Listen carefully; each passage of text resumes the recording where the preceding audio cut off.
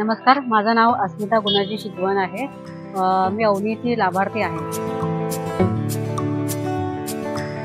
ही Avni van आहे ना, fort साईडला बघितलेली आणि तिथे मी व्हॅनची जी माहिती होती त्याप्रमाणे मी ऑनलाईन जाऊन चेक करून प्रज्ञा मोहिते मॅडम आणि अनिल कोंडेकर सर यांच्या माहितीनुसार मी पुढची प्रोसेस चालू केलेली आहे।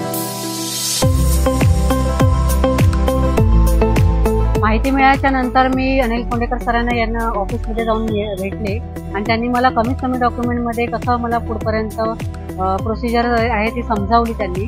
आणि मला जास्त वेळ जाता येईल, मी एका व्हिजिटमध्येच मला पूर्ण व्हॅन मला 2 महिन्यामध्ये हातात मिळालेली आहे आणि पूर्ण फॅब्रिकेशनचं काम वगैरे सगळं त्या लोकांनीच हँडल करून दिलेलं आहे। त्याच्यामुळे मला जास्त ते त्रास घ्यायची गरज नाही पडली।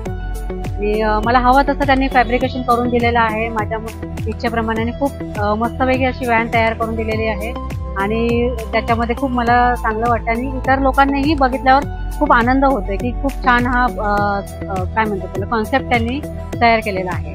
तर त्याच्याबद्दल मी अनिल कोंडेकर सर आणि प्रज्ञा मोहिते मॅडमची खूप खूप खूप आभारी आहे।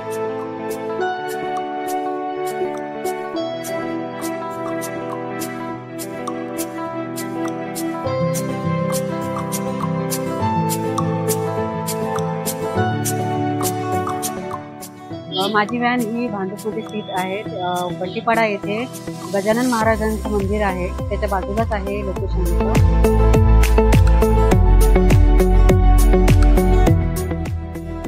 माझी व्हॅन ही दररोज लागते। संध्याकाळी मी 6 ते 11 पर्यंत माझं व्हॅनचं टायमिंग आहे।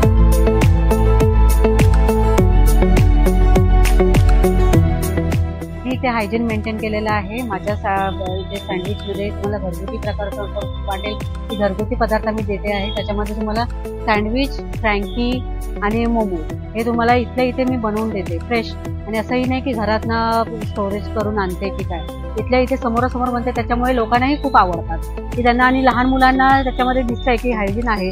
देन मैदा आणि मैद्याचा असं पूर्ण प्रभाव नाही त्याच्यामध्ये। दुसरे जे घरगुती पदार्थ आहे त्याच्यामध्ये मी कमीत कमी याच्यामध्ये बनवते, त्याच्यामुळे लोकांना आवडतंय आणि ती लोक खूप म्हणजे रिपीटेड कस्टमर वाढत चाललेले आहे। आणि तुम्हालाही विनंती करते, तुम्हीही एकदा व्हिजिट करा। बट्टीपाड्यामध्ये आहे भांडूप वेस्टला, तिथे तुम्ही एकदा व्हिजिट करून नक्की भेट द्या आणि नक्की याचा आस्वाद घ्या। जय हिंद, जय महाराष्ट्र। जय हिंद, जय महाराष्ट्र।